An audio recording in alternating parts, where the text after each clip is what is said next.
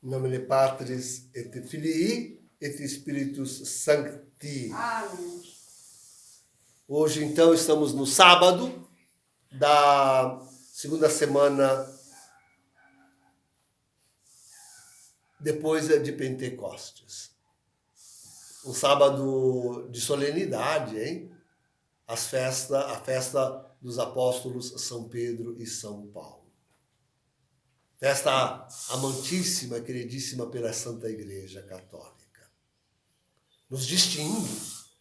Isso é uma das nossas distinções. Mas hoje também seria o Imaculado Coração de Maria, festa do Coração de Maria.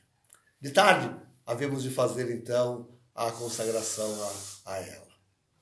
Mas agora precisamos deter-nos sobre este tema tão importante, que é justamente a figura de Pedro.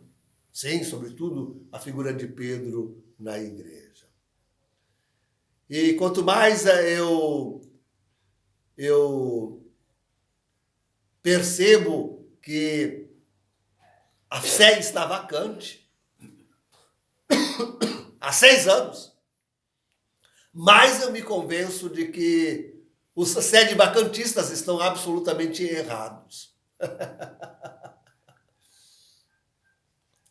Porque, vejam, queridos, nestes 6 anos do antipontificado de Francisco, de fato, a igreja vai ao chão. O papado e a igreja inteira desmoronam. Hein?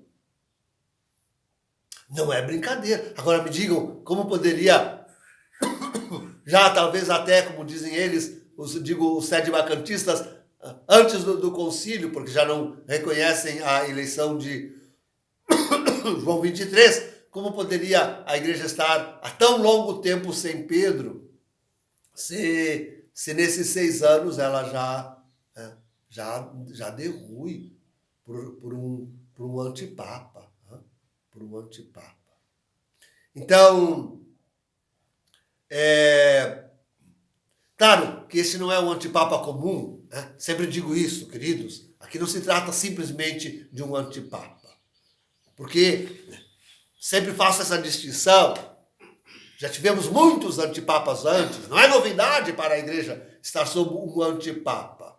Não é novidade para a igreja estar aí às voltas com um antipapa. Bergoglio é o 38º, se não o 39º. Já é o 38º. Não é uma novidade, pois. Não é mesmo. Mas o novo é que os outros até aferravam-se ao papado para defender o papado, para defender a igreja. Amavam a igreja, amavam o papado. Pelo menos pela maior parte. Mas já Bergoglio, nós vemos exatamente o contrário.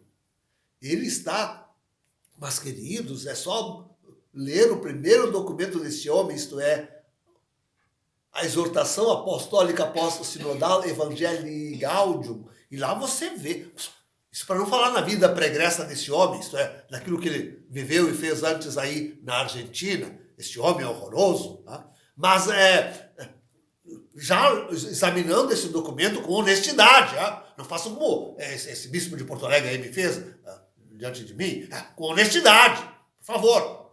Examinando esse documento com honestidade, se diz que o programa dele é este, de destruição do papado e da igreja, e está levando a efeito,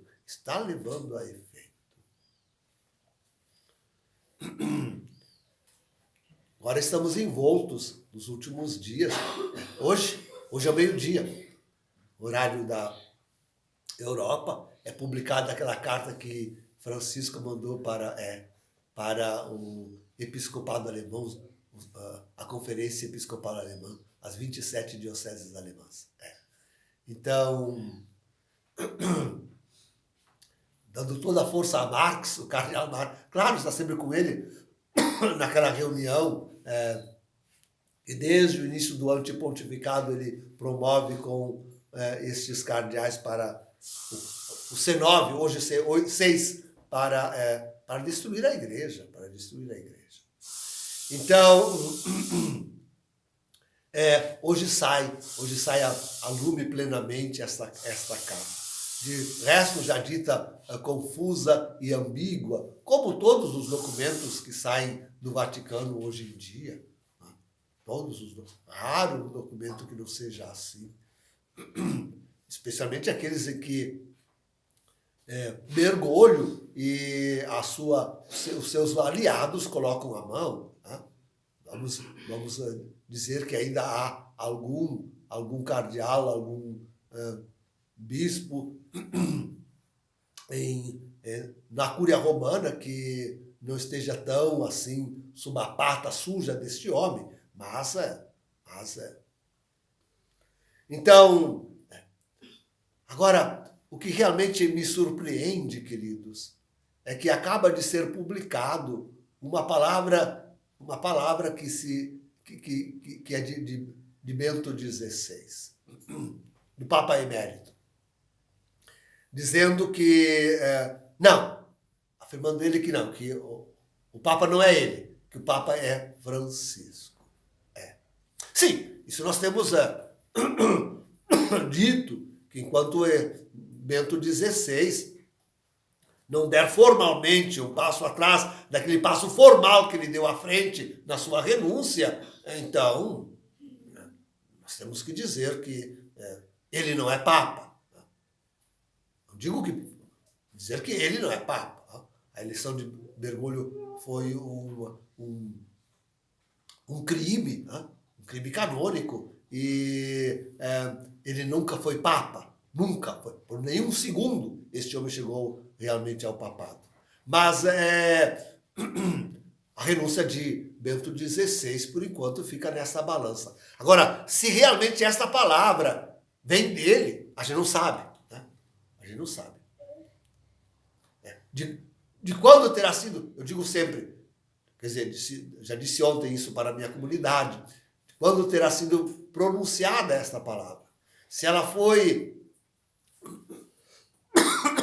logo depois da renúncia e da ascensão do antipapa, também, digamos, não conhecia, não sabia ainda de todas as cafaltruas que só depois foram aparecendo para a eleição, não sabia da usurpação do trono, não sabia do programa de destruição que esse homem tinha para com a igreja. Mas eu digo que assim que Bergoglio assinou Evangelii Gaudium, não precisa esperar nem Amoris Laetitia, como nós o fizemos. Mas assim que ele assinou Evangelii Gaudium, também como nós o fizemos, tinha que ao menos colocar sob suspeição este homem. Ao menos colocar este homem sob suspeição. E isto nós o fizemos. Ao menos colocar ele sob suspeição.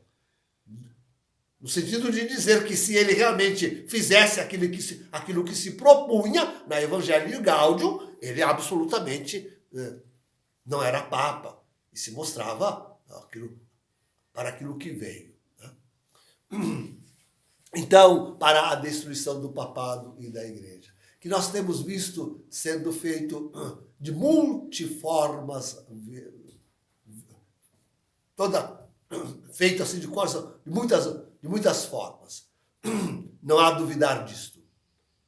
Francisco está destruindo o papado, Francisco está destruindo a Igreja Católica. Vivemos um cisma. Vivemos um cisma formal, ao menos desde Amoris Laetitia, onde há um documento com o cisma. E depois o resto, tudo que esse homem tem feito.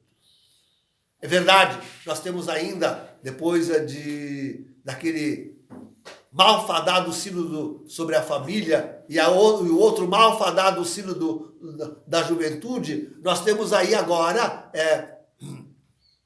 já o instrumento Laboris para este, dentre todos, parece ser o mais terrível, o sino do pan-amazônico. Né? Aí, realmente, talvez aí alguns se acordem, né? Talvez alguns aí se acordem de ver o que está, de fato, acontecendo na igreja. Mas o lamentável é isto, que a dizer deste último pronunciamento, se é que é atual, até desde Bento XVI, e passando por cardeais e bispos, com raras exceções, e alguns padres, então, graças a Deus, um pouco mais abundantes, mas o resto tudo está absolutamente cegado. De forma que se cumprem as profecias apocalípticas. E nós temos que forçosamente confessar que este homem, Jorge Mário Bergoglio, não é simplesmente um antipapa, mas verdadeiramente perfaz a figura do falso profeta de Apocalipse 13, 11 e seguintes. Sem dúvida nenhuma. Mas a situação é esta, queridos. A situação é esta. A igreja está sendo demolida, o papado destruído e resta aqui e acolá aquilo que chamamos realmente a igreja remanescente. Aliás, cumprindo a palavra que está no Catecismo da Santa Igreja, escrito por pena do próprio Ratzinger, quando ainda prefeito da Congregação para a Doutrina da Fé. Escrita por ele mesmo, pelo próprio Ratzinger. Está se cumprindo aquilo que lá no Catecismo está dito. E nós somos um pequeno resto, uns poucos abandonados, sem Papa, e vivendo a angústia e a tristeza de vermos a igreja sendo, o papado e a igreja sendo destruídos, sendo colocada a serviço da nova ordem mundial. Né? É terrível isto. Sendo colocado a serviço da nova ordem mundial. Digo e afirmo que, de fato, Francisco vai tomando, sobretudo aqui no Ocidente, vai tomando a frente para a instalação da nova ordem. Vai tomando a frente, ele vai. E mesmo este sínodo pan-amazônico é um passo decisivo para isso. E outros muitos passos que esse homem está dando.